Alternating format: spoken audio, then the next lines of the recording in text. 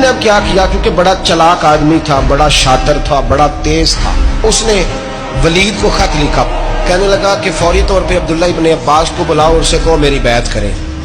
یہ جو بیعت ہوتی تھی نا، یہ بھی سن لے کیا ہوتی تھی، یہ بیعت حلف ہوتا تھا کہ میں اللہ رسول کے نام پہ حلف دیتا ہوں کہ میں یزید کی اطاعت کروں گا، میں اس کے خلاف کوئی بغاوت نہیں کروں گا۔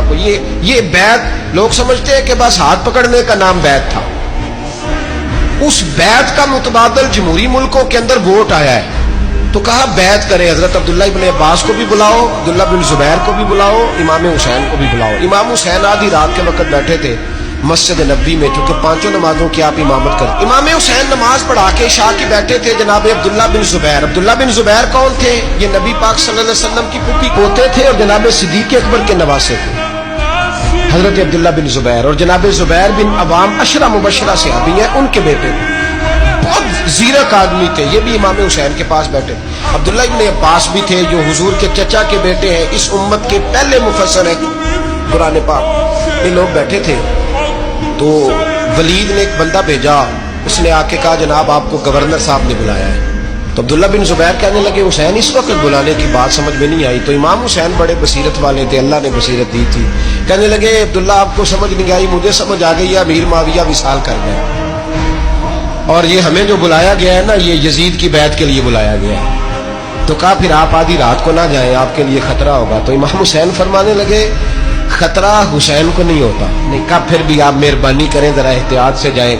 تو جناب عبداللہ ابن زبیر نے، عبداللہ ابن عباس نے 14 بندے نیزے دے کے، تلواریں دے کے امام حسین کے ساتھ بھیجے، اور کہا کہ امام حسین اگر اس نے کوئی غلط ملت بات کی نا، زبردستی بیعت کرنے کا کہا، تو آپ بس کوئی ایک بات اونچی آواز میں کر دینا، یہ سپاہی پیچھے آ جائیں گے۔ امام حسین ان 14 بندوں کو لے کے گورنر ہاؤس پہنچ گئے۔ جب آپ وہاں پہنچے، اس نے بتایا، اس نے کہا جی حضرت امیر معاویہ انتقال کر گئے اور آپ نے یزید کی بیعت کرنی ہے۔ تو امام حسین فرمانے لگے میں چھپ کے بیعت نہیں کروں گا، مجمع لگاؤ، جمعے والے دن اعلان کرو، جو طریقہ ہے حضرت ابوبکر صدیق کا، جو طریقہ ہے حضرت عمر فاروق کا، جو انداز حضرت عثمان غنی کا ہے، جو مولا علی کا ہے، سر عام اعلان کرو، اگر ساری دنیا یزید کی بیعت کرے گی تو میں بھی تیار ہوں۔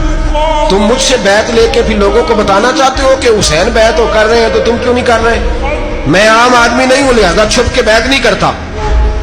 جب یہ بات کی نا تو ولید بڑا نرم دل تھا اور امام حسین کی شان کو جانتا تھا، وہ جانتا تھا یہ نبی پاک کا خاندان ہے۔ اس نے کہا جی مجھے تو حکم تھا، باقی آپ حضور کے نواسے ہیں، میں کر کچھ۔ وہاں ایک بڑا بدبخت شخص بیٹھا تھا، عبد الملک بن مروان، وہ ولید سے کہنے لگا کہ اگر حسین آج تمہارے ہاتھ سے نکل گئے تو تمہارے لیے بہت بڑا مسئلہ کھڑا ہو جائے، انہیں جانے نہ دینا، یا بیعت کراؤ یا ان سے کہو جنگ کے لیے تیار ہو۔ تو امام حسین رضی اللہ تعالیٰ عنہ کے کانوں میں آواز گئی تو فرمانے لگے ابن مرجانہ، اگر تیرے اندر جرت ہے تو آ سامنے حسین کے، اس کے کانوں میں باتیں نہ کر، کانا پھوسی نہ کر، باہر آ میدان میں، شرارت نہ کر، باہر آ، میں تمہیں ابھی بتاتا ہوں کہ حسین سے مقابلہ کرنے کا انجام کیا ہے۔ یہ کہہ کہ امام حسین باہر نکلے، اپنے بھائی محمد بن انفیہ کو بلایا، عبداللہ بن زبیر، عبداللہ ابن عباس، ڈھیر سارے لوگ اکٹھے ہو گئے، فرمایا یہ معاملہ ہے، اب کیا کرنا ہے؟ تو وہ کہنے لگے حضور وقت ابھی مناسب نہیں ہے، آپ اس طرح کریں یہاں رکیں، ہم مکے سے، عراق سے، کوفے سے لوگوں کو بلاتے ہیں، یہاں ایک بڑی مجلس مشاورت قائم کرتے ہیں۔ امام حسین فرمانے لگے اگر تم مشاورت قائم کرو گے تو ولید اور عبد الملک بن مروان وہ تو جنگ کرنے کو تیار ہے، اور نبی پاک نے فرمایا ایک مینڈا ہوگا جس کی وجہ سے مدینے کی گلیوں میں لہو بہے گا۔ فرمانے لگے میں وہ بکرا، وہ مینڈا نہیں بننا چاہتا۔ کہا پھر آپ کیا کریں گے؟ تو امام حسین رو پڑے، فرمانے لگے میں مدینہ چھوڑ جاؤں گا، لیکن مدینے کی حرمت پامال نہیں ہونے دوں گا۔